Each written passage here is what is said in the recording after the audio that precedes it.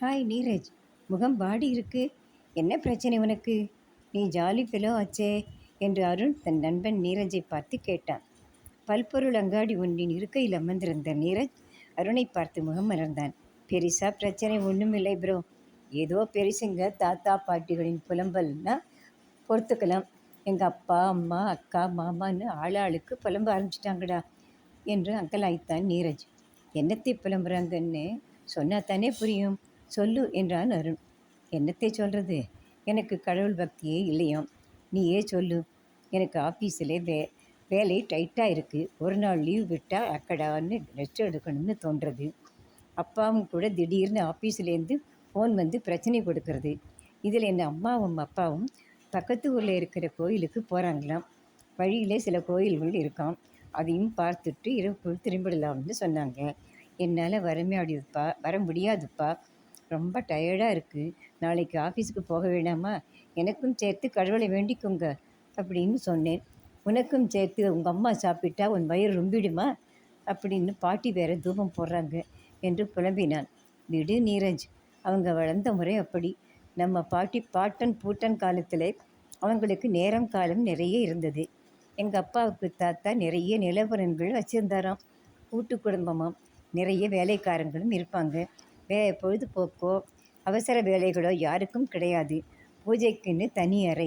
பெரியவங்க பூஜைக்கு உட்கார்ந்தால் பூஜையை முடிக்க 1 மணி நேரம் ஆகுமா? இப்போ இது சாத்தியமா? யுகத்துக்கு யுகம் பக்தி செய்வதன் பரிமாணங்கள் மாறி வருகிறது. இந்த கலியுகத்தில் இறைவனின் நாமங்களை ஜபித்தாலே அவன் அருளை பெறலாம். அதுவே பூஜித்த பலனை கொடுக்கும்னு சொல்கிறாங்க. அதுக்காக பூஜை செய்கிறதே தப்பு, தேவையில்லைன்னு சொல்லலை. நீ மனசை போட்டு அலட்டிக்காதே. நான் நாளைக்கு எங்கள் சித்தப்பாவை கூட்டிட்டு உங்கள் வீட்டுக்கு வரேன். அப்போ நடக்கிறதை பார் என்று கண்களை சிமிட்டி சிரித்தபடி சொன்னான் அருண். நீரஜ் யோசனையோடு வீடு திரும்பினான். மறுநாள் காலை சித்தப்பாவுடன் நீரஜின் வீட்டுக்கு வந்தான் அருண். நீரஜின் தந்தையை பார்த்து, வணக்கம் மாமா, இவர் என் சித்தப்பா ராஜன் என்று அறிமுகப்படுத்தினான். வணக்கம் சார், உங்களை பற்றி அருண் தம்பி நிறைய சொல்லியிருக்கான், உட்காருங்கோ என்று வரவேற்றார். நீரஜின் தந்தை பாலா. காபி டிஃபன் உபசரிப்பு முடிந்த பின் ராஜன் மெல்ல பேச்சத் தொடங்கினார். கோயிலுக்கெல்லாம் போனீங்களாமே, கூட்டம் அதிகமோ என்றார். ஆமாம் சார், விடுமுறை நாட்களிலே கூட்டம் அதிகம்தான். ஆனால் நம்ம பிள்ளைகளுக்கு பக்தியும் இல்லை, பயமும் இல்லை, பூஜை புனஸ்காரமும் இல்லை என்று அழுத்து கொண்டார். சார், என்னை நாஸ்திகன்னு நினைக்கக்கூடாது. நமக்கு ஓரளவுக்கு நேரமும் வசதியும் இருக்குது. நம்ம பெரியவங்க சொன்னபடி முடிந்த அளவு பூஜைகள் செய்கிறோம். ஆனால் நம்ம பிள்ளைகளின் வாழ்க்கை வேறு மாதிரி இருக்குது. படிப்பு, வேலை எல்லாமே வேறுபடுகிறது. ஆனாலும் நம் பிள்ளைகளின் உள்ளத்தில் கடவுள் வாழ்கிறார் என்பதை நாம் புரிந்து கொள்வதில்லை என்றார் ராஜன். காலத்தை காரணம் காட்டி பக்தியை நாம் புறக்கணிக்கிறோமோன்னு தோன்றது என்றார் பாலா. இல்லை சார், நம்ம ஊரில் வெள்ளம் வந்தது. அப்போ நாம் என்ன பண்ணோம்? வீட்டுக்குள்ளே பத்திரமா இருந்தோம். பிள்ளைங்க மற்றவங்களுக்கு உதவி வெளியே போனால் தடுக்க பார்த்தோம். உங்கள் பிள்ளை நீரஜும் அருணும் இவர்களைப் போன்ற பல இளைஞர்களும் தைரியமாக வெளியிலே போய் வயசானவங்க, பெண்கள், குழந்தைகள்னு எல்லோருக்கும் உதவி செய்திருக்காங்க தெரியுமா?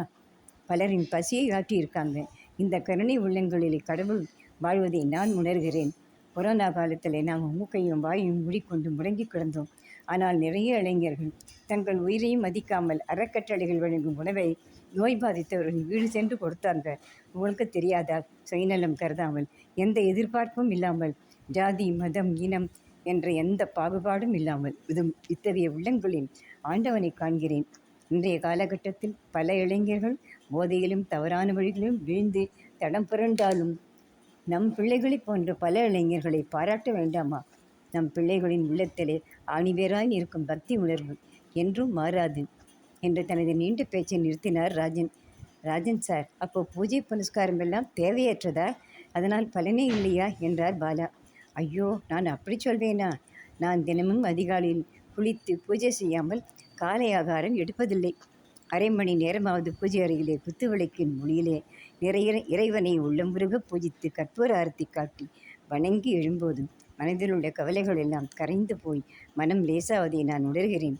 நம் பிள்ளைகளும் நம்மை ஒத்த வயதிலே பூஜைகளை நிச்சயம் செய்வார்கள். பக்தியும் பூஜையும் தொடரட்டும். மனிதநேயமும் அன்பும் கருணையும் பூத்து குலுங்கட்டும். பக்தியும் மனிதநேயம் நம் பாரதத்தின் இரு கண்கள் என்றார் ராஜன்.